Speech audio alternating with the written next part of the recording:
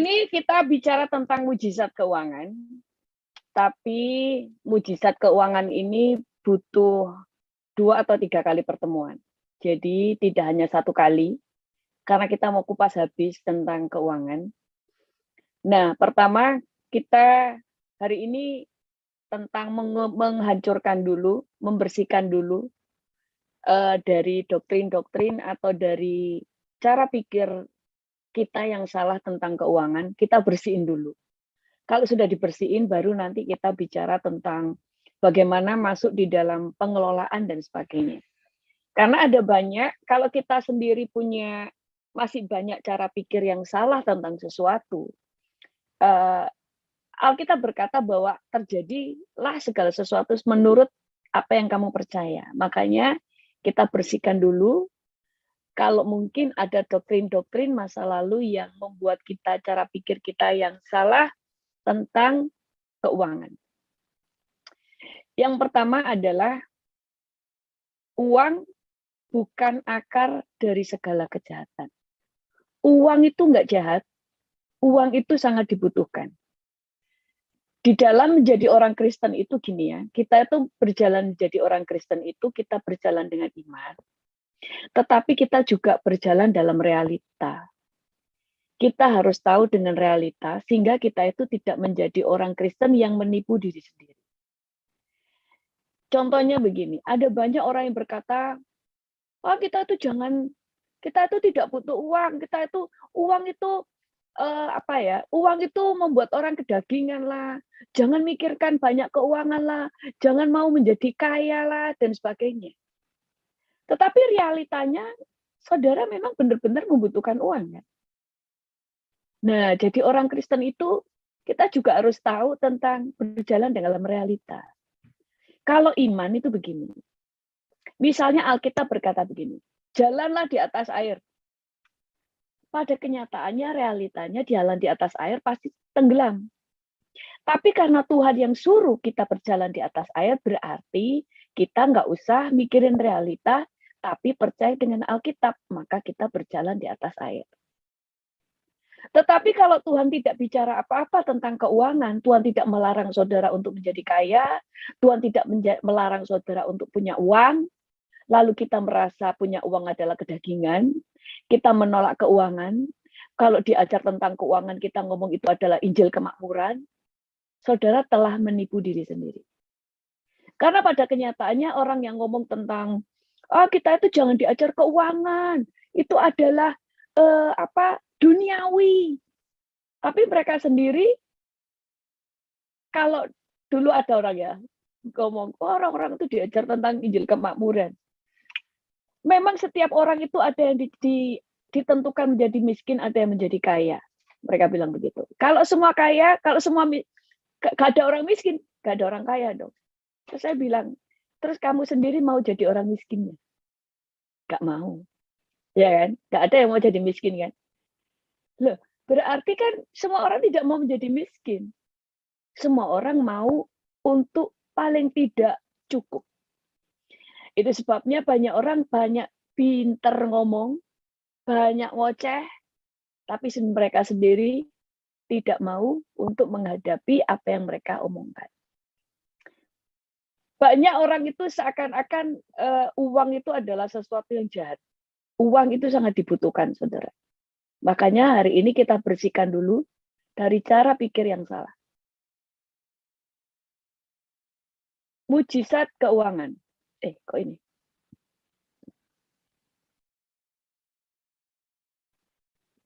Jadi sekali lagi mujizat keuangan itu nanti pelajarannya ada 3 pertemuan. Kalau bisa cepat ya 2, tapi kalau ternyata nggak ngeburu waktunya 3. Sorry. Nah, yang pertama 1 Timotius 6 ayat 10.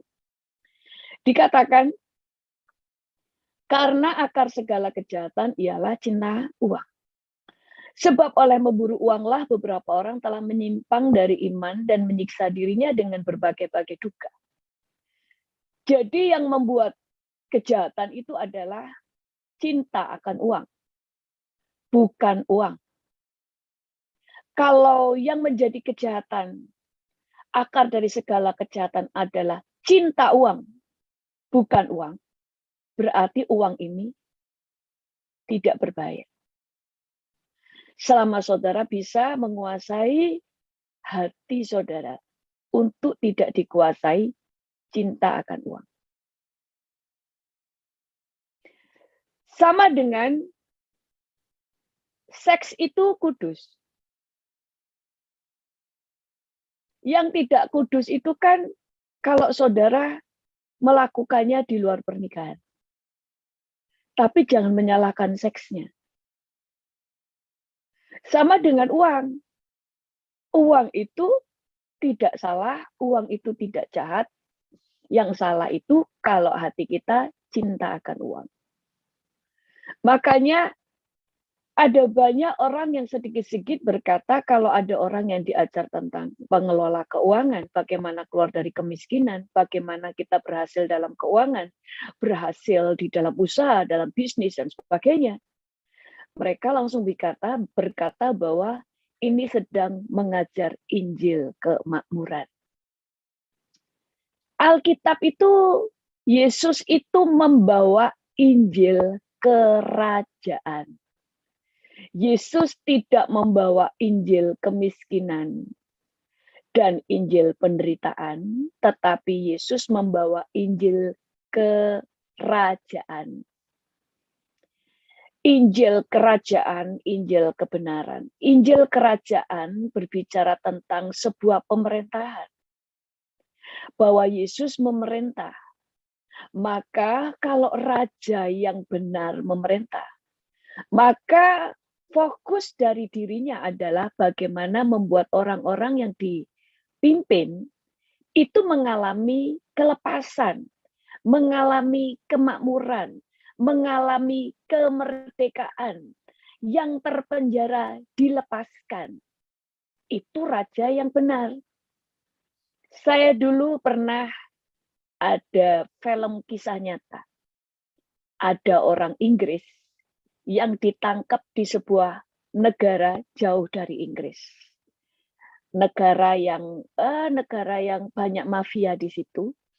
Mereka pada waktu ke sana ternyata ada yang menjebak mereka. Waktu mereka mau pulang ke Inggris, ada orang nitip barang sama mereka.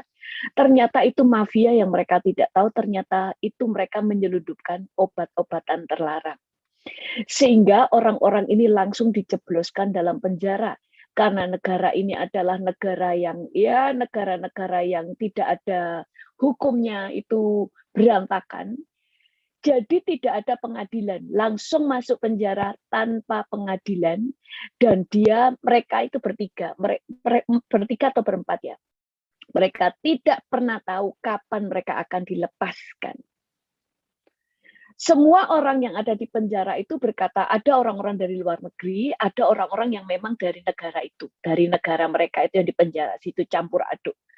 Dan mereka ini hampir-hampir putus asa di penjara itu karena mereka tidak tahu bagaimana cara dilepaskan karena tidak ada pengadilan.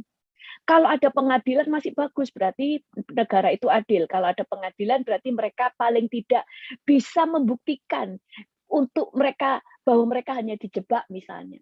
Walaupun mereka itu dijebak atau tidak itu tetap dijebloskan penjara misalnya ya, paling tidak mereka sudah bisa menyatakan mereka bisa membela dirinya gitu.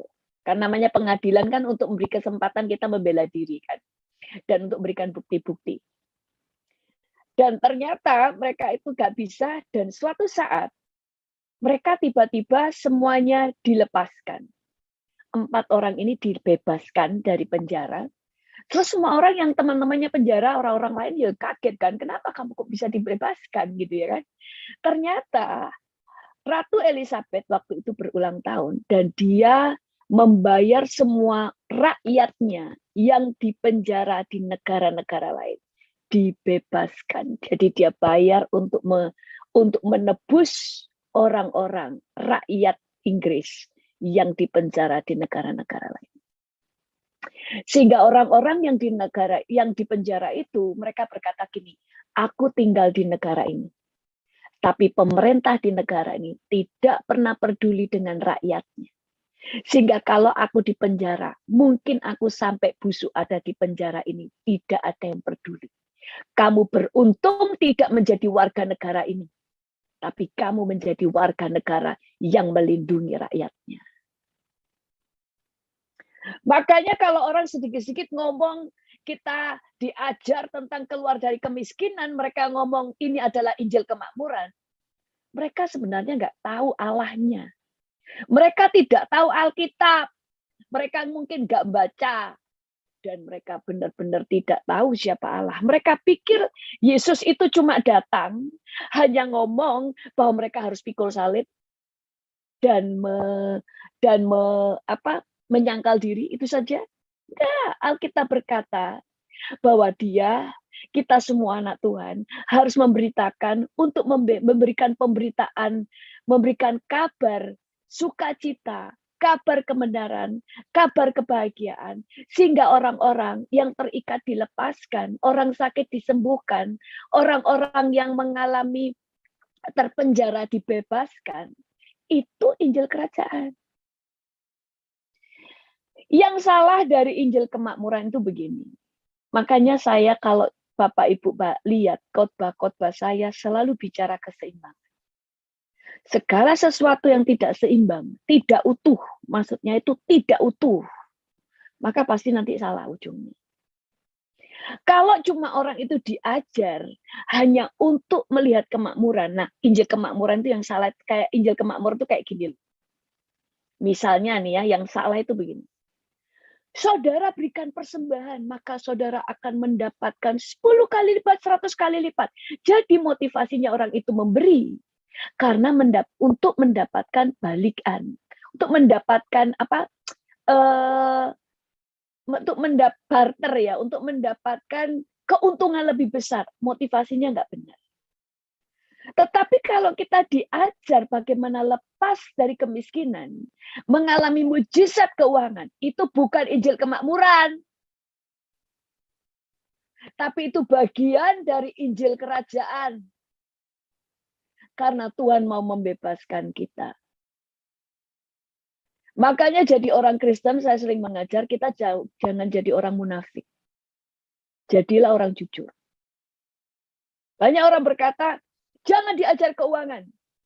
Tapi pada kenyataannya, waktu saudara tidak punya uang, apa yang saudara butuhkan?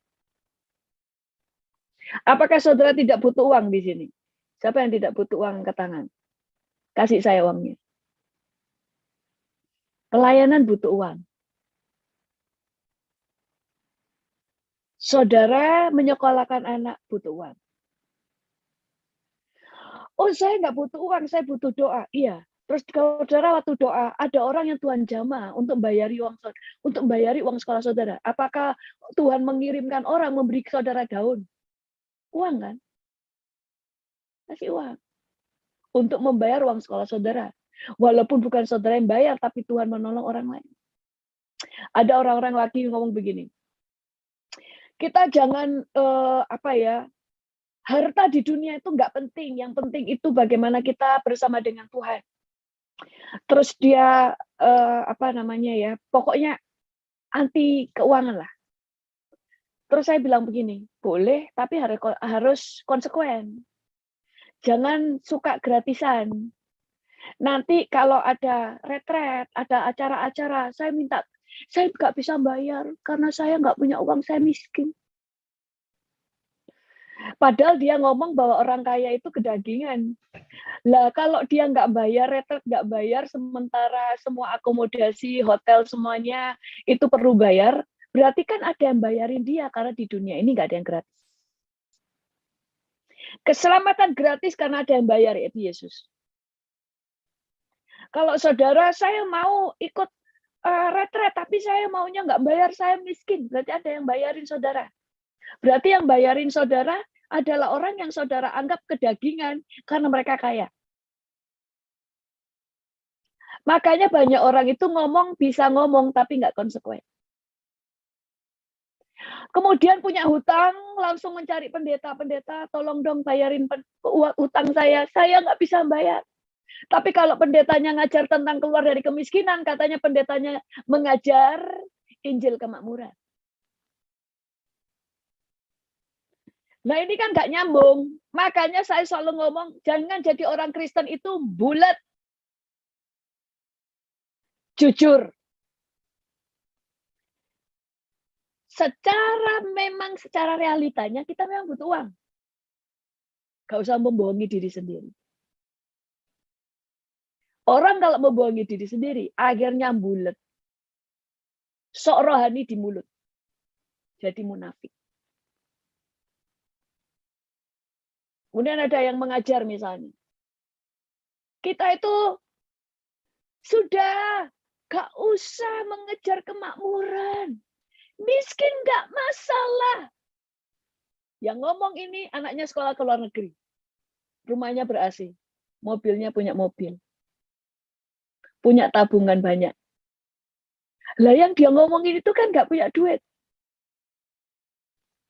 Jangan menipu diri sendiri. Kalau memang seseorang berani mengajar begitu, dia jual seluruh hartamu. Jalan kaki, gak usah pakai mobil. Rumahmu jangan ber-AC, jangan sekolahkan anakmu luar negeri. Sehingga pengajaranmu cocok. Saudara harus tahu kalau Tuhan itu menolak saudara menjadi orang yang diberkati dan menjadi kaya. Tuhan Yesus tidak perlu berkata, dia menjadi miskin supaya saudara menjadi kaya. Jangan dulu membayangkan kaya itu supaya saudara punya istana, punya pesawat pribadi, bukan. Tetapi karena kita ini hidup bukan untuk diri sendiri. Kita itu hidup untuk kepentingan Allah, dan kita hidup untuk orang lain. Kalau saya mengasihi orang lain, saya mengasihi saudara-saudara saya, atau saya mengasihi teman-teman saya mengasihi jiwa-jiwa. Mereka butuh, mereka orang-orang miskin. Karena hal itulah kemudian saya mikir bagaimana caranya saya punya uang untuk bisa menolong mereka. Karena hidup bukan untuk diri sendiri. Seorang suami yang mengasihi istri dan anaknya, dia pasti mikir, gimana saya mencukupkan kebutuhan anak istri saya. Tapi orang yang egois hidup untuk dirinya sendiri, nggak akan mikir. Terserah keluarga saya, anak istri saya nggak makan, ya terserah. Saya tidak suka untuk mencari uang. Karena saya adalah orang rohani, saya maunya hidup rohani. Saya nggak mementingkan keuangan, jadi saya nggak perlu cari uang. Saudara kepingin ke surga sendirian. Sementara keluarga saudara kepahitan. Saya pernah cerita di sini nggak? Seorang majelis. Dia selalu mengajarkan, miskin di bumi, yang penting kaya di surga. Itu selalu yang diajarkan. Dan dia benar-benar miskin, saudara. Saya pernah ke rumahnya itu, dia punya anak 2, cakep-cakep anaknya. Punya piring itu cuma 2. Cangkir cuma 2. Jadi gantian mereka. Kalau makan, gantian piringnya dan sebagainya. Miskin sekali. Sampai istrinya sakit keras.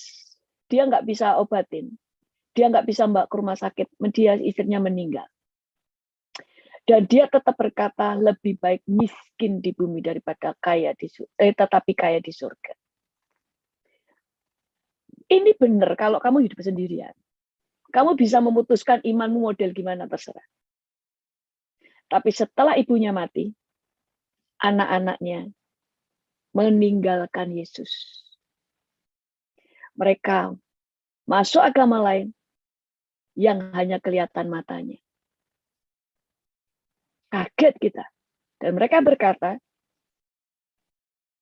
ikut Yesus itu susah. Ibuku mati, padahal ayahku selalu pelayanan, tetapi ibuku mati mengenaskan, tidak bisa ke rumah sakit. Mungkin orang bilang gini, loh itu kan iman dia. Loh gini loh, iman itu harus benar.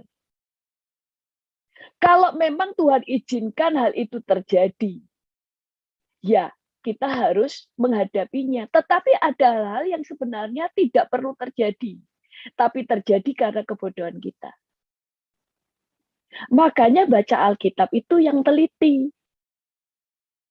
Kayak dulu, Makanya kemarin hari saya ngomong, ada orang bilang begini, Alkitab bilang begini, jangan engkau menjadi penanggung hutang.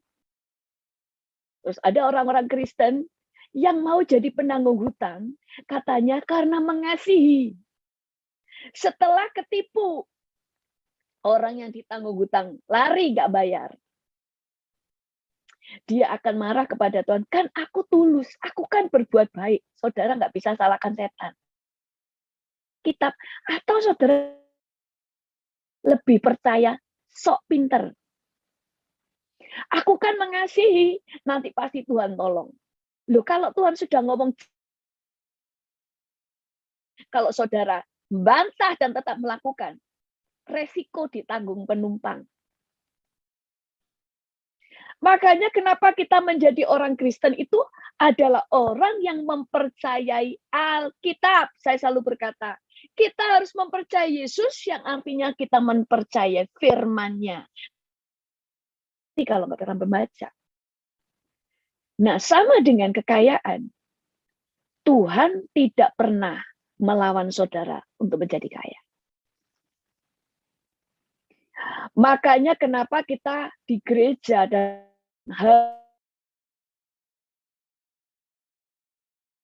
karena Tuhan tidak pernah menginginkan saudara menjadi miskin. Banyak orang yang berkata begini, miskin yang penting bahagia. Banyak orang miskin itu bahagia gombal. Tidak ada miskin bahagia. Kalau miskin bahagia, maka Yesus itu pendusta. Kita baca Alkitab ya. Sebelum baca ayat-ayatnya, contoh ya. Banyak orang ngomong miskin itu yang penting bahagia. Miskin itu gak bisa bahagia. Paling tidak saudara itu cukup. Bukan miskin. Cukup membuat saudara bisa bahagia. Cukup maksudnya apa? Alkitab berkata asal ada makanan dan minuman cukuplah. Tapi dalam keadaan apa? Saudara sehat. Miskin itu pada waktu saudara punya anak. Kamu tidak bisa ngasih makan anakmu. Waktu saudara, anakmu perlu sekolah, saudara terpaksa nggak bisa menyekolahkan anakmu sampai anakmu putus sekolah. Waktu ada yang sakit, saudara tidak bisa membawa ke rumah sakit karena kemiskinan. Kecuali saudara itu punya hubungan yang luar biasa dengan Tuhan. Sehingga ada mujizat demi mujizat. Nah, kalau ada mujizat demi mujizat di dalam kehidupan saudara, cukup. Karena apa yang saudara butuhkan, itu saudara peroleh, itu cukup. Makanya Tuhan itu tidak mau saudara miskin. Makanya kalau harus dibuktikan, mana ayat firman Tuhan berkata rasul-rasul miskin. Mana, memang ada pernah Paulus berkata, dia tahu arti kekurangan, dia tahu arti kelimpahan. Tapi tidak pernah mengatakan dia terus kekurangan. Zaman dulu pelayanan itu mahal. Makanya sekarang Tuhan buat murah, ada Zoom. Pelayanan itu sangat mahal. Kalau mereka nggak punya duit, tidak bisa melayani ke bangsa-bangsa. Kenapa? Kenapa sih Tuhan mau memberkati hidup kita? Karena kita hidup bukan untuk diri sendiri. Kita hidup untuk keluarga kita. Kita hidup untuk istri, untuk suami, untuk saudara-saudara yang miskin, untuk pelayanan. Kemudian kemiskinan. Rumah saudara sampai bocor. Saudara nggak bisa dandan di rumah karena kemiskinan. Kapan hari ya Rim kan menyumbang untuk orang-orang yang rumahnya itu bahkan cuma dari daun kelapa. Itu kalau hujan kehujanan. Itu dari daun kelapa. Bener-bener kelapa, daun kelapa yang ditumpuk-tumpuk aja. Itu kemiskinan. Karena dalam keadaan bocor pun nggak bisa perbaiki. Nah, banyak orang yang berkata, dulu rasul-rasul miskin lah dan sebagainya, buktinya mereka nggak punya rumah dan sebagainya. Itu kan mereka dalam zaman aniaya. Jangan disamakan dengan zaman ini. Di zaman aniaya, itu mereka itu yang dibutuhkan keselamatan. Mereka harus lari dari sana, dari satu tempat ke tempat yang lain. Yang mereka butuhkan adalah makanan. Yang mereka butuhkan mujizat. Beda dengan yang sekarang. Kalau nanti ada masa aniaya, ya beda lagi kebutuhan kita. Bukan bawa uang banyak, kita nggak bisa lari bawa uang. Makanya banyak orang itu melihat segala situasi disamakan semua. Salah. Nah, tadi ya, kita mau bongkarin dulu ya, sebelum kita bicara tentang mujizat keuangan. Kalau memang dikatakan banyak orang yang berkata miskin tetapi berbahagia, maka Alkitab ini bohong. Miskin bahagia. Alkitab berarti berdusta. Kataku, hikmat lebih baik daripada keperkasaan, tetapi hikmat orang miskin dihina. Dan perkataannya tidak didengar orang. Benarkah ini? Nah, realitanya betul? Betul. Alkitab itu berbicara nggak cuma tentang yang ngeroh, tetapi realita. Kota yang kuat bagi orang kaya ialah hartanya, tetapi yang menjadi kebinasaan bagi orang melarat adalah kemiskinannya. Mana dikatakan melarat itu bahagia? Kebinasaan bagi orang melarat itu kemiskinannya. Terus orang Kristen lebih pintar dari Tuhan berkata miskin itu bahagia. Makanya jadinya bulat karena nggak ngotot, tidak nurut dengan apa yang ditulis oleh Alkitab. Kita jadi orang Kristen itu lebih baik mempercayai setiap perkataan firman, bukan dari pikiran sendiri. Orang miskin berbicara dengan memohon-mohon, tetapi orang kaya menjawab dengan kasar. Betul nggak ini? Betul, orang miskin berbicaranya dengan memohon-mohon. Kurang ajar sedikit, udah, lagi di Indonesia. Kalau ada orang miskin. Saudara diperlakukan tidak adil, saudara teriak di polisi, nggak digubris. Juga oleh temannya, orang miskin itu dibenci, tetapi sahabat orang kaya itu banyak. Bener nggak ini? Realitanya. Betul kan? Makanya kita jangan membohongi diri sendiri. Ini betul yang ditulis di Alkitab. Bahwa orang miskin itu dibenci. Makanya nggak ada orang yang mau menjadi miskin. Makanya nggak perlu kita menipu diri sendiri. Atau menipu orang lain dengan berkata bahwa Tuhan maunya kita itu jangan menjadi kaya. Miskin, yang penting bahagia. Nggak ada miskin bahagia, itu nggak ada. Yang bahagia itu cukup. Banyak orang yang mengambil hati orang dermawan, setiap orang bersahabat dengan si pemberi. Orang miskin dibenci oleh semua saudaranya, apalagi sahabat-sahabatnya. Mereka menjauhi dia. Ia mengejar mereka, memanggil mereka, tetapi mereka tidak ada lagi. Betul nggak? Betul.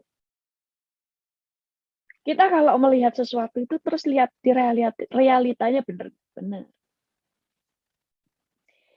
Kekayaan menambah banyak sahabat, tetapi orang miskin ditinggalkan sahabatnya. Kataku, hikmat lebih baik daripada keperkasaan, tetapi hikmat orang miskin dihina, dan perkataannya tidak didengar orang. Nah, itu dulu. Apakah semuanya itu sesuai dengan realita? Benar. Makanya kenapa Tuhan berkata bahwa Tuhan mendengar teriak mereka yang lemah. Tuhan itu mendengar teriakan orang-orang miskin. Karena Tuhan itu mau mengeluarkan mereka.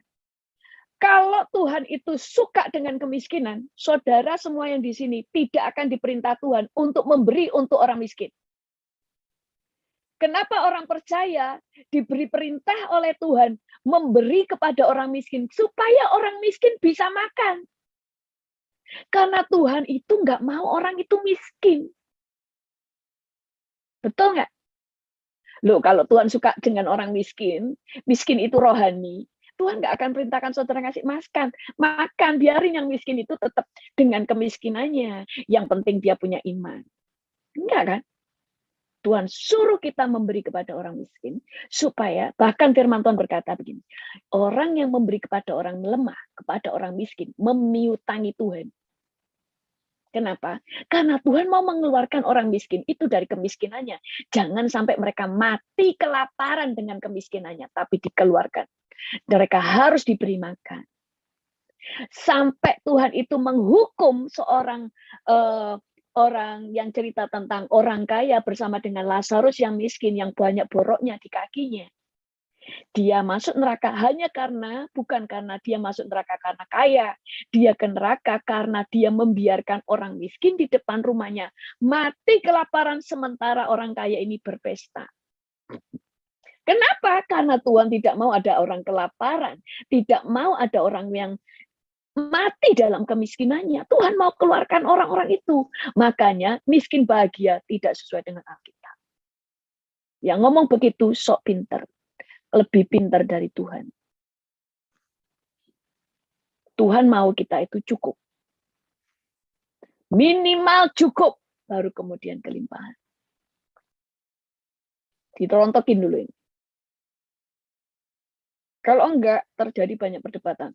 Kalau kaya itu dosa, maka ayat-ayat ini harus dihapus. Mazmur 9 ayat 18 berkata, sebab bukan untuk seterusnya orang miskin dilupakan, bukan untuk selamanya hilang harapan orang sengsara. Orang miskin itu dianggap sengsara. Itu sebabnya Tuhan itu mau mengeluarkan mereka. Karena kamu telah mengenal kasih karunia Tuhan kita, Yesus Kristus, bahwa ia yang oleh karena kamu menjadi miskin, sekalipun ia kaya, supaya kamu menjadi kaya oleh karena kemiskinannya. Lalu orang-orang bilang begini, kaya di sini adalah kaya dengan hikmat, kaya dengan pengetahuan, kaya dengan kebajikan, kemurahan. Iya, itu yang roh. Makanya kita itu harus masuk akal. Lihat realita. Hidup ini nggak cuma mau penuh dengan hikmat aja.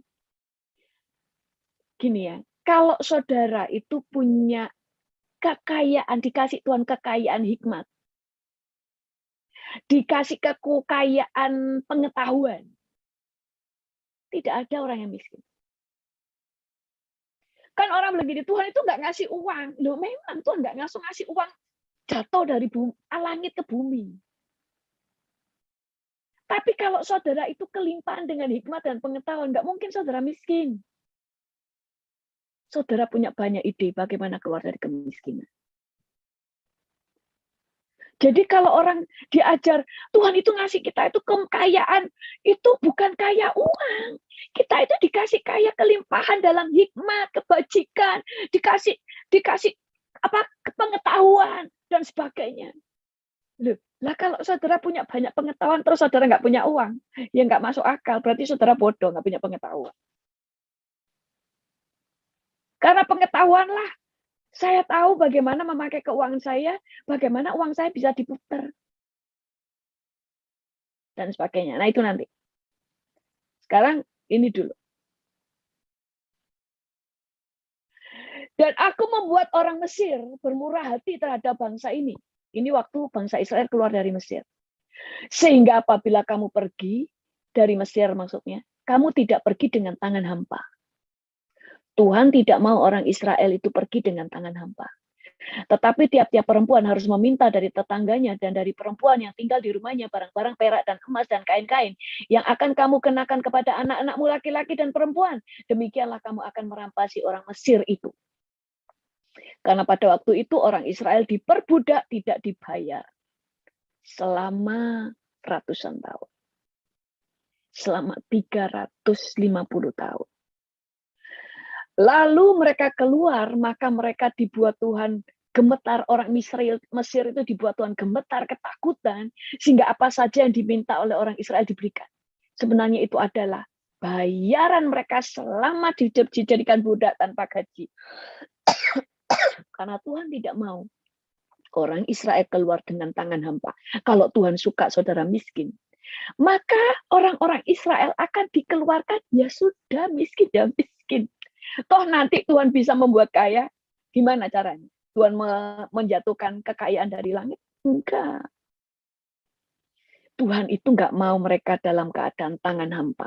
Dan dengan harta itu semuanya, dari emas yang mereka pakai dan semuanya dari Mesir, dipakai untuk membuat tabernakel Musa. Kita itu hidup bukan untuk diri sendiri. Kalau hidup untuk diri sendiri, cukup makan, pokoknya minum, dan bukan punya baju, oke, cukup. Jadi homeless. Homeless itu tidur di jalan, saya memang senangnya tidur di jalan, di jembatan, terserah sendirian. Tapi kalau hidupmu bukan untuk diri sendiri, maka saudara tahu, saudara harus bertanggung jawab untuk mensuplai orang-orang yang kau kasih. Dulu ada anak muda bilang sama saya begini, saya itu bekerja, saya orangnya maunya gaji kecil nggak apa-apa, saya yang penting punya makan, ini. Terus saya bilang begini, udah saya cuma itu aja, pokoknya bisa makan, punya baju, udah cukup, saya nggak mulu-mulu orang. Terus saya bilang gini, lu kamu itu hidup untuk dirimu sendiri atau gimana sih? Terus kamu nggak ada keinginan untuk memberkati orang tua, kecuali orang tua mungkin sudah kaya raya. Dia bilang nggak, orang tua saya ya kekurangan.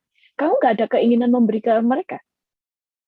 Terus dia kepingin menikah. Terus kalau kamu menikah, kamu nggak kepengen punya keuangan lebih supaya kamu nanti bisa mensuplai istrimu. Karena kamu bilang keuanganmu hanya cukup untuk kamu makan, minum, dan nyewa tempat, nyewa rumah. Titik. Terus kalau kamu punya istri gimana? Terus dia bilang, aku nggak mikir ke sampai situ. Nah itu namanya kamu egois. Orang egois kayak kamu jangan nikah. Karena kamu mikirin diri sendiri.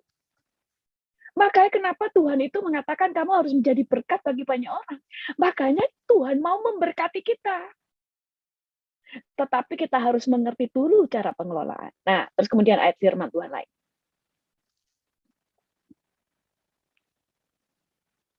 Oleh karena kemalasan, runtuhlah atap, dan oleh karena kelembapan tangan, bocorlah rumah. Untuk tertawa orang menghidangkan makanan, anggur meringankan hidup, dan uang memungkinkan semuanya itu. Alkitab loh yang nulis. Kemalasan membuat runtuh atap. Karena kelembapan tangan, bocorlah rumah. Kelambanan tangan, bocorlah rumah. Untuk tertawa orang menghidangkan makanan, anggur meriangkan hidup, dan uang memungkinkan semuanya. Uang itu memungkinkan semuanya. Saya tidak bicara begini supaya saudara cinta uang, tapi kita berpikir secara logika, masuk akal, nggak usah munafik. Realitanya begitu. Yang tidak boleh, yang Alkitab larang dalam hidup kita adalah pertama, beginilah firman Tuhan, janganlah orang bijak bermegah karena kebijaksanaannya. Janganlah orang kuat bermegah karena kekuatannya. Janganlah orang kaya bermegah karena kekayaannya. Jangan kita itu bermegah karena kekayaan kita. Jangan kita mengandalkan kekayaan kita. Seakan-akan juru selamat kita adalah kekayaan kita. Itu yang Tuhan tidak mau. Tetapi Tuhan tidak pernah melarang saudara menjadi kaya. Tuhan suka saudara kaya.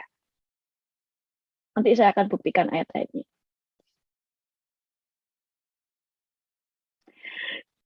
Janganlah, ini yang tidak boleh, yang dilarang Tuhan. Janganlah kamu mengumpulkan harta di bumi ngengat dan karat merusakkannya, dan pencuri membongkar serta mencurinya.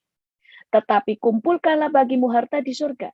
Di surga ngengat dan karat tidak merusakkannya, dan pencuri tidak membongkar serta mencurinya. Jangan kamu mengumpulkan harta di bumi. Di ayat yang lain dikatakan menimbun harta. Saudara, menimbun, mengumpulkan harta. Yang nggak boleh itu ngumpulin harta, saudara. Kaya dan ngumpulin harta itu beda. Yang Tuhan tidak suka, kamu ngumpulin harta. Ngumpulin artinya, saya 2 mobil aja sudah cukup. Tapi karena bersaing, saya bisa punya 20 mobil. Yang tidak setiap hari dipakai. Semuanya yang penting saya punya. Itu yang Tuhan tidak suka. Karena nggak berguna. Kecuali saudara punya 20 mobil, yang saudara pakai 2, tapi mobil-mobil yang lain saudara pakai untuk disewakan. Itu namanya produktif. Saudara punya rumah 1 sudah cukup, tapi saudara punya rumah 10. Kosong semuanya. Yang penting saya punya. Itu yang Tuhan tidak suka. Ngengat dan karat merusakkannya. Tapi kalau rumah-rumah itu saudara sewakan, itu produktif, sehingga uangnya saudara pakai untuk hal yang lain lagi. Untuk membangun pekerjaan-pekerjaan bagi orang-orang, sehingga banyak orang bisa bekerja. Itu yang Tuhan mau. Makanya orang Yahudi selalu berkata, kami tidak mau mengumpulkan barang-barang yang simbol-simbol kemewahan dunia. Saudara tidak temukan di rumah kita. Tetapi kalau surat-surat saham, saudara bisa temukan. Karena kami lebih suka membangun perusahaan-perusahaan baru, sehingga banyak orang bisa makan. Karena mereka bisa bekerja di perusahaan-perusahaan saya. Semakin berkembang, saya buka perusahaan lain. Ada orang di New York di sini, orangnya kaya raya, mereka cuma tinggal di apartemen. Apartemennya juga bagus. Dia ngomong, saya cuma suami istri, karena anak-anak saya sudah gede semuanya, ya pindah. Nggak perlu punya istana. Tetapi kalau kami pingin mengalami tinggal di istana, saya akan sewa. Saya akan bayar berapapun dengan pesawat pribadi dan pelayanan yang super mewah selama beberapa hari atau beberapa bulan. Bahkan kami bisa menyewa pulau. Tapi tidak perlu tinggal di sana selamanya. Kami akan kembali ke apartemen kita. Tapi uangnya terus diputar. Itu yang Tuhan mau. Yang salah bukan menjadi kaya. Yang salah kalau saudara menimbun harta. Ada tas sampai ratusan. Tasnya dikumpulin. Itu jahat di mata Tuhan. Punya tas sampai 200 biji. Hermes semua. Sementara banyak orang kelaparan di tetangga-tetangga saudara. Itu jahat di mata Tuhan. Karena kamu diberikan berkat bukan hanya untuk memenuhi, memuaskan diri, tetapi untuk bisa menjadi berkat bagi orang lain. Jadi kita mulai lihat. Tuhan tidak pernah melarang saudara kaya. Justru Tuhan mau mengeluarkan saudara dari kemiskinan. Itu dulu di sini. Kalau saudara percaya Tuhan tidak mau saudara miskin, Tuhan gampang membentuk saudara untuk saudara diberkati. Tapi kalau sudah sini ada mental block, kita nggak boleh kaya, ya sudah, saudara nggak bisa dibawa kemana-mana.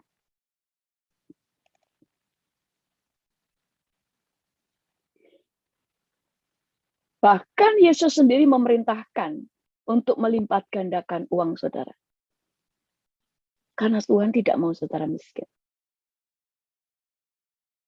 Kecuali ada di dalam aniaya. Biar beda lagi ya tentang zaman aniaya. Itu zaman Tuhan akan memberikan banyak mujizat-mujizat yang lain. Yang saudara butuhkan hanyalah kekuatan untuk tetap tidak murtad. Dan ada makanan. Itu sudah cukup. Firman Tuhan berkata begini.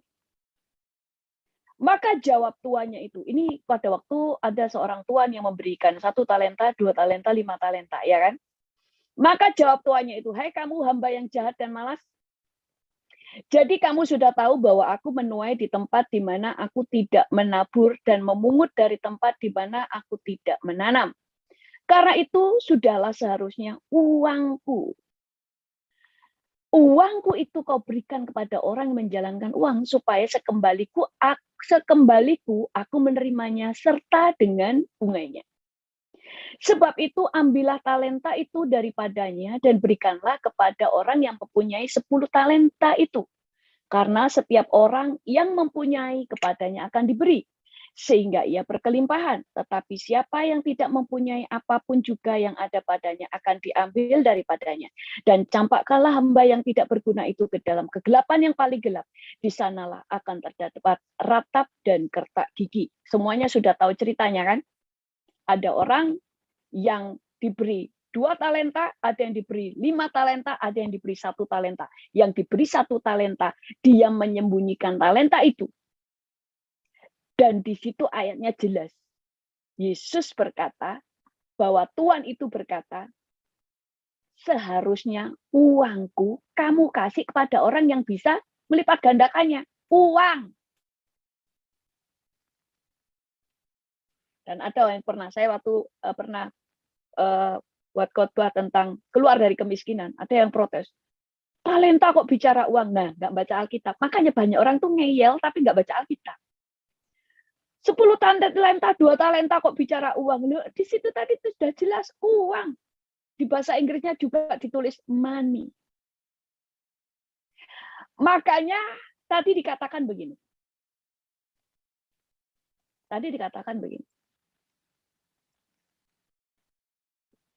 Sudah seharusnya uangku itu kau berikan kepada orang yang bisa menjalankan uang.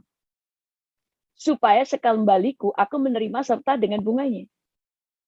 Lalu dikatakan, ambillah talenta itu daripadanya dan berikan kepada orang yang mempunyai 10 talenta. Karena setiap orang yang mempunyai kepadanya akan diberi. Sehingga ia berkelimpahan. Tetapi siapa yang tidak mempunyai, apapun juga yang ada padanya, akan diambil. Makanya kita melihat, yang miskin semakin miskin, yang kaya semakin kaya. Karena kalau engkau bisa dipercaya dengan keuangan, maka engkau akan terus dilipat gandakan. Makanya Tuhan pada waktu orang ini nggak bisa melipat gandakan, dikasih bukan kepada yang 5 talenta, dikasih kepada yang 10. Kenapa kepada yang 10? Karena Tuhan itu, dikatakan Tuhan itu mau mengambil uang itu dengan bunganya. Tapi pada kenyataannya dikasih orang itu lagi kan. Maksudnya gini loh, dengan kamu bisa melipat gandakan, engkau bisa kupakai memberi makan banyak orang. Orang Yahudi kita nggak usah bicara tentang dia takut akan Tuhan apa enggak, maksudnya percaya Yesus apa enggak. Tapi mereka adalah umat pilihan. Makanya mereka diberikan hikmat. Banyak orang menerima makan dari perusahaan-perusahaan mereka. Itu kesukaan Tuhan. Karena Tuhan tidak mau kita hidup untuk diri kita sendiri. Yang penting saya sudah bisa makan, cukuplah. Loh, Tuhan bilang nggak cukup. Kita ini harus tahu apa arti kata cukup untuk diri sendiri. Misalnya, kalau sudah mau bisa makan 1 piring, ya 1 piring. Nggak usah serakah terus buang-buang. Punya barang sampai nggak kepake, sampai itu kemudian nggak kepake, sampai akhirnya rusak karena disimpan, itu kejahatan di mata Tuhan. Berkata cukup untuk diri sendiri, tapi tidak pernah berkata cukup untuk melipat gandakan. Saudara mau punya perusahaan, makanya Alkitab kan berkata gini, kamu harus jadi saksiku di Yerusalem, Yudea, Samaria, sampai ke ujung bumi. Targetnya tuh seujung bumi. Kamu itu akan terus naik tanpa batas. Kamu akan diperluas tanpa batas. Tapi tetap bisa berkata cukup. Makanya banyak orang Yahudi kaya raya, pakaiannya tetap sederhana. Mereka tahu berkata cukup untuk dirinya. Tapi tidak pernah berkata cukup untuk melipat gandakan uangnya. Saudara tidak pernah berkata cukup untuk melipat gandakan pengetahuan, melipat gandakan untuk menjadi berkat, untuk melipat gandakan karunia saudara. Karena Tuhan mau yang seperti itu. Makanya Daud pun Tuhan bawa terus naik. Tadinya cuma memimpin orang-orang Yahudi, tapi kemudian dia memimpin seluruh Israel. Dan sebagainya. Karena targetnya Tuhan selalu memperluas. Lah kalau orang Kristen, makanya ini tipuannya setan yang dipercaya gereja, salah satunya adalah dikira miskin itu rohani. Akhirnya banyak orang kelaparan karena diajar miskin itu rohani. Lalu mau menolong, ya orang Kristennya juga nggak bisa menolong. Makanya ada banyak gereja-gereja gede di luar negeri. Itu kosong. Yang beli agama seberang. Bukan gereja. Gereja nggak ada duitnya. Yang malu siapa? Malu saudara. Gerejanya dibeli orang-orang itu. Karena gereja nggak punya duit. Makanya kalau dikatakan kita miskin, yang penting masuk surga, berarti saudara itu gak bermanfaat selama di dunia. Cuma mikirin bagaimana saya masuk surga, itu namanya saudara hidup tidak bermanfaat. Tapi kalau saudara memikirkan, pokoknya selama di bumi, ada yang aku lakukan untuk menjadi berkat, itu namanya hidup saudara bermanfaat. Kemudian, Tadi ya, jadi yang miskin makin miskin, yang kaya makin kaya. Semua ini kuncinya ada pada kita. Nasib itu di tangan kita kok. Takdir di tangan Tuhan. Makanya saya katakan, semua yang ditulis di Alkitab itu berarti sudah ditentukan Tuhan. Tidak bisa dirubah. Tapi yang tidak tertulis di Alkitab bisa dirubah. Nasib saudara bisa dirubah. Nasib itu di tangan saudara. Makanya semakin saudara belajar bagaimana mengembangkan keuangan nanti ya kita pelajari. Maka Tuhan itu akan semakin tambahkan hikmatnya saudara. Kemudian berikutnya. Makanya saya tuh jengkel memang. Jengkel kalau ada orang-orang, wah ini injil kemakmuran. Ya apa sih? Mau orang Kristennya miskin semua. Penginjilan butuh uang. Untuk menjawab kebutuhan orang-orang miskin butuh uang. Kita ini kan harus bisa menjadi jawaban doa. Untuk mereka, yang ini bicara tentang Mina ya, untuk mereka yang mendengarkan dia di situ, Yesus melanjutkan perkataannya dengan suatu perumpamaan. Ini mirip dengan 1, 2, 5 talenta, tetapi ini hanya mirip ya, tetapi beda. Sebab ia sudah dekat Yerusalem dan mereka menyangka bahwa kerajaan Allah akan segera kelihatan. Maka ia berkata, ada seorang bangsawan berangkat ke sebuah negeri yang jauh untuk dinobatkan menjadi raja di situ. Dan setelah itu baru kembali. Ia memanggil 10 orang hambanya dan memberikan 10 mina kepada mereka. Ini 10. Kalau tadi 3 kan. Maka ini berbeda. Katanya, pakailah ini untuk berdagang. Sampai aku datang kembali. Akan tetapi orang-orang sebangsanya membenci dia, lalu mengirimkan utusan menyusul dia dan mengatakan, kami tidak mau orang ini menjadi raja atas kami. Dan terjadilah ketika ia kembali setelah ia dinobatkan menjadi raja yang menyuruh memanggil hamba-hambanya yang telah diberinya uang itu untuk mengetahui berapa hasil dagang mereka masing-masing. Orang yang pertama datang dan berkata, Tuan, mina Tuan yang satu itu telah menghasilkan 10 mina. Katanya kepada orang itu, baik sekali perbuatanmu itu. Hai hamba yang baik, engkau telah setia dalam perkara kecil, karena itu terimalah kekuasaan atas 10 kota. Datanglah yang kedua dan berkata, Tuan, mina Tuan telah menghasilkan 5 mina. Katanya kepada orang itu, dan engkau kuasailah 5 kota. Dan hambanya yang ketiga datang dan berkata, Tuan, inilah mina Tuan, dan aku telah menyimpannya dalam sapu tangan. Sebab aku takut akan Tuan, karena Tuan adalah manusia yang keras. Tuan mengambil apa yang tidak pernah Tuan taruh, dan Tuan menuai apa yang tidak Tuan tabur. Katanya kepada orang itu, hai hamba yang jahat, aku akan menghakimi engkau menurut perkataanmu sendiri. Engkau sudah tahu bahwa aku adalah orang yang keras, yang mengambil apa yang tidak pernah aku taruh, dan menuai apa yang tidak aku tabur. Jika demikian, mengapa uangku? Nah, ini sekali lagi. Jika demikian, kenapa uangku tidak kau berikan kepada orang menjalankan uang? Maka sekembalinya aku dapat mengambilnya serta dengan bunganya. Lalu katanya kepada orang-orang yang berdiri di situ, ambillah mina yang satu itu daripadanya dan berikanlah kepada orang yang mempunyai 10 mina itu. Kata mereka kepadanya, Tuhan, ia sudah mempunyai 10 mina. Jawabnya, aku berkata kepadamu, setiap orang yang mempunyai kepadanya akan diberi, tetapi siapa yang tidak mempunyai daripadanya akan diambil juga apa yang ada padanya. Makanya yang miskin malah tambah miskin, yang kaya semakin kaya. Di sini aja diajar untuk berdagang. Dan dia berkata begini, kalau kamu itu nggak mau mengembangkan uangmu, kenapa nggak kamu titipin? Maksudnya gini loh, kalau kamu nggak tahu caranya mengelola uang, berikan uangmu kepada orang yang mencari cara olah uang. Artinya, yang penting uangmu berkembang. Toh pada kenyataannya, tuannya nggak minta duitnya kan? Diminta terus dikembalikan kan? Kalau yang ini, oke, kamu sudah dapat 10 mina, oke, sekarang kamu menguasai 10 kota. Karena tuannya itu tahu, kalau orang ini tahu mengelola uang. Dia itu kalau dikasih kepercayaan, kotanya itu yang dia pimpin itu pasti makmur.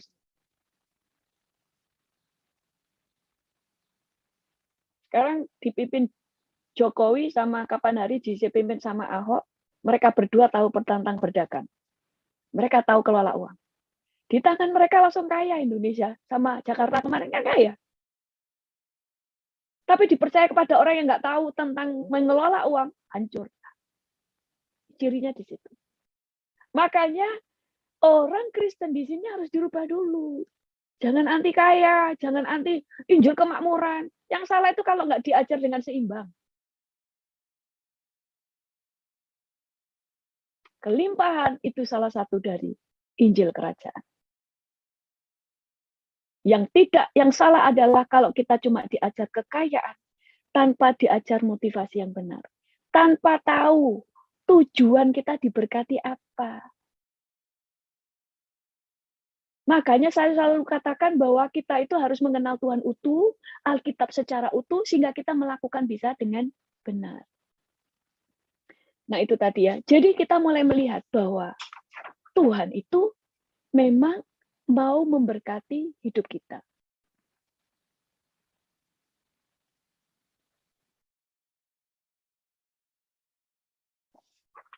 Nah, berikutnya. Ini kalau Tuhan itu menolak saudara kaya, maka ayat ini harus dihapus. Tuhan itu mendukung saudara untuk menjadi kaya. Tidak pernah melarang. Tapi kalau saudara milih miskin, juga tidak dilarang. Tapi konsekuen. Tuhan tidak pernah melarang saudara menjadi kaya. Tapi itu pilihan, saudara tetap mau jadi miskin, terserah. Tapi konsekuen. Jangan kemudian milih miskin, menolak, wah ini kalau diajar keuangan berarti Injil kemakmuran. Anti deh, saya pokoknya anti kaya, anti duit. Tapi begitu lihat orang kaya, iri hati. Kemana-mana minta gratisan. Kalau punya utang, minta orang-orang itu yang bayarin. Kalau nggak ada yang bayarin, oh orang Kristen itu memang pelit, saya tidak mau ke gereja, pahit. Nah, itu namanya nggak konsekuen. Antara mulut dan hati nggak sama. Makanya kita itu mending jujur sama Tuhan. Ada di khotbah saya tentang Tuhan lebih suka orang yang jujur daripada munafik. Banyak orang bilang gini, jangan berdoa seperti Yabes. Loh, kalau saudara nggak mau berdoa seperti Yabes, ya nggak apa-apa. Tapi kalau ada, tapi Tuhan lebih suka orang seperti Yabes daripada orang munafik. Daripada sok rohani tetapi enggak. Kita itu lihat sama Tuhan itu mending jujur. Gak usah munafik. Lah percuma munafik kalau Tuhan tahu kok siapa kita. Kita harus jujur. Tuhan saya itu gak bisa miskin Tuhan. Loh, saya ngomong sama Tuhan, saya dulu orangnya polos. Waktu pelayanan, dulu kan selalu dicekokin. Kita harus, pokoknya gak pernah diajar lah. Makanya saya bilang, kadang-kadang khotbah itu terlalu abstrak. Membuat saya itu dulu juga bodoh. Pelayanan, saudara, semua dari biaya dan sebagainya. Tapi setelah saya mulai berdewasa, saya mulai mengerti. Saya bilang sama Tuhan, Tuhan, saya mau pelayanan. Tapi saya tidak mau miskin. Bukan tentang kekayaan ya. Karena saya harus menjadi berkat. Saya juga harus bisa menjadi berkat. Saya bisa mau menolong orang lain. Saya tidak mau hidup saya ngerepoti orang. Tuhan harus mencukupkan kebutuhan saya. Tapi saya akan habis-habisan pelayanan. Tetapi Engkau mencukupkan kebutuhan saya. Saya tidak mau stres mikirin biaya. Jujur sama Tuhan. Gak usah. Yang penting saya inilah, itulah. Waduh, nanti dihajar sama setan. Mendingan jujur sama Tuhan. Gitu. Ngerti ya? Terus kemudian, ayat firman Tuhan berkata begini. Ini bukti-bukti ya. Bukti-bukti bahwa Tuhan itu mendukung saudara. Di dalam Ulangan 8 ayat 18 berkata begini. Tetapi haruslah engkau ingat kepada Tuhan Allahmu. Sebab dialah yang memberikan kepadamu kekuatan untuk memperoleh kekayaan. Dengan maksud meneguhkan perjanjiannya yang diikrarkannya dengan sumpah kepada nenek moyangmu seperti sekarang ini. Dia memberi saudara kekuatan untuk apa? Supaya engkau memperoleh kekayaan. Kalau Tuhan tidak mau saudara kaya, ini nggak usah ada ayat ini, hapus saja. Dan ada yang berkata, ini kan perjanjian lama. Loh, kalau saudara mengatakan perjanjian lama tidak berlaku, ngapain saudara pakai perjanjian lama? Buang saja.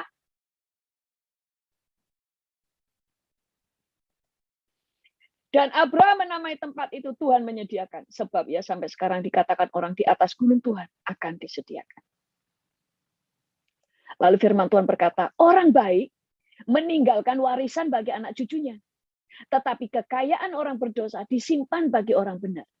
Orang baik itu meninggalkan warisan untuk anaknya. Orang bijak itu akan memikirkan, gimana saya nanti masa tuaku tidak ngerepoti anak cucuku. Itu sebabnya saya harus berpikir benar, bertindak benar untuk keuangan saya. Sehingga bila perlu, saya nggak ngerepoti, malah ngasih warisan. Itu ajaran Yesus. Tapi banyak ini nggak diajar di gereja. Makanya banyak orang Kristen yang berakhir dengan penderitaan. Bukan salah setan, bukan salah Tuhan, tapi kurang persiapan. Saya pun sekarang selalu memperhitungkan umur segini, saya paling enggak saya harus punya passive income. Saya harus begini ini. Suami saya kerja ya kan, kita harus perhitungkan semua. Dan itu rohani, Saudara. Itu bukan kedagingan. Kita itu hidup di dunia, bukan di awan-awan. Makanya kita hidup dalam realita. Iman itu percaya dengan apa yang kata Tuhan. Kalau Tuhan berkata, aku memberi kamu kekuatan untuk meroleh kekayaan, percaya. Makanya saudara bisa dikasih peluang untuk bekerja dan sebagainya. Nah, kebanyakan orang tidak bisa keluar kemiskinan, yaitu tadi saya khotbah ya tentang peperangan rohani. Orang peperangan rohani itu selalu cuma ngeroh. Aku ikat, aku hancurkan roh kemiskinan dalam nama Tuhan Yesus. Tidak akan membuat orang itu keluar dari kemiskinan doamu itu. Roh jahatnya sudah diikat. Terus ngapain? Makanya saya selalu katakan, peperangan itu harus 3 level, roh, jiwa, dan tubuh. Orang miskin tidak bisa cuma didoakan. Roh yang mengikat, roh kutuk kemiskinan, itu nenek moyang dihancurin, diputusin semua. Selesai? Enggak. Di tubuh, kasih makan. Di jiwa, dikasih pengetahuan. Gimana caranya keluar dari miskin? Diajarin untuk kreatif, diajarin untuk kelola uang, diajarin untuk wirausaha dan sebagainya, dikasih uang modal. Kalau cuma didoakan toh, ya sampai 5 tahun pun nggak akan terjadi apa-apa. Tapi ininya nggak diisi, cuma dikasih makan toh, mereka cuma makan, tapi tetap tidak keluar dari kemiskinan. Makanya pengetahuan. Makanya di Alkitab itu dikasih pengetahuan supaya apa? Karena dengan pengetahuan saudara bisa melangkah ke depan. Kayak ada orang di sini nggak pernah masak di Indonesia, tetapi dia melihat punya pengetahuan, dia cari di internet resep-resep masakan, jual makanan tuh bisa kaya tuh. Makanya nanti kita belajar yang itu di pertemuan yang berikutnya. Ini cuma ngerontokin dulu pengetahuan orang-orang itu yang bulat. Alkitab ngomong A, orang percayanya B. Ngapain gitu loh. Nah, itu lebih enak itu percaya. Nah ini, Tuhan memuji seorang businesswoman di Alkitab. Kalau Tuhan tidak suka kekayaan, Tuhan tidak akan memuji orang ini. Lihat ya, di Amsal 31. Katakan begini. Tentang perempuan yang bijaksana itu ya. Di Amsal 31. Dikatakan gini. Ia membeli sebuah ladang yang diingininya. Nyak duit berarti kan. Dan dari hasil tangannya, kebun anggurnya ditanaminya. Ia mengikat pinggangnya dengan kekuatan, ia menguatkan lengannya. Jadi ia membeli sebuah ladang. Bukan untuk apa? Bukan untuk senang-senang. Terus cuma supaya punya aja. Enggak. Ia tahu bahwa pendapatannya menguntungkan. Nah, dia punya pendapatan, saudara. Pada malam hari, pelitanya tidak padam. Dia nggak pernah kehabisan minyak. Ia membuat pakaian dari lenan dan menjualnya. Ia menyerahkan ikat pinggang kepada pedagang. Pakaiannya ialah kekuatan dan kemuliaan. Ia tertawa tentang hari depan. Ini cuma saya singkat. Kalau saudara baca dari ayat yang pertama, di situ menunjukkan bagaimana orang ini mengelola segala sesuatu yang ada di tangannya, dilipat gandakan, berdagang. Tadi juga diajar yang 2-3 lantai, 1, 2, 5 talenta berdagang. Jadi sebenarnya Tuhan itu mau mengajar saudara. Saudara semuanya bisa keluar dari kemiskinan. Jangan cuma mengandalkan pekerjaan saudara. saudara harus paling tidak punya 2 pekerjaan sambilan. Yang satu itu dagang, itu harus. Saudara mau pegawai negeri lah, saudara pegawai swasta lah, tapi dagang itu harus tetap ada. Jadi, kalau kita mulai lihat semuanya di sini, bahkan perempuan ini dipuji di Alkitab, itu kalau saudara baca, itu sampai detail. Kenapa sampai Tuhan tulis? Karena Tuhan suka dengan apa yang dilakukan perempuan ini. Supaya kita belajar dari dia. Kalau Tuhan menolak saudara miskin, semua itu nggak perlu ditulis. Tidak perlu dicatat. Semua dicatat supaya kita belajar dari apa yang sudah ditulis. Dari apa yang mereka telah lakukan. Jadi sekali lagi kita belajar di sini, jangan sedikit-sedikit ngomong Injil kemakmuran. Kalau nggak mau makmur, ya terserah. Tapi konsekuen. Jangan iri kalau lihat orang kaya, dan jangan punya mental gratisan. Sedikit-sedikit minta gratisan. Kemudian kalau nggak bisa bayar hutang, minta gereja bayarin. Bukan nggak boleh minta dibayarin, tapi saudara kan sudah ngomong anti kekayaan, ya kan? Nah itu loh konsekuen. Lebih baik jujur. Saya mau diberkati Tuhan, cuma saya belum tahu caranya. Saya mau keluar dari sana. Nah Tuhan bisa tolong dan orang lain juga bisa menolong saudara. Wah saya tapi sekarang nggak punya, masih punya utang, ya orang lain bisa menolong saudara.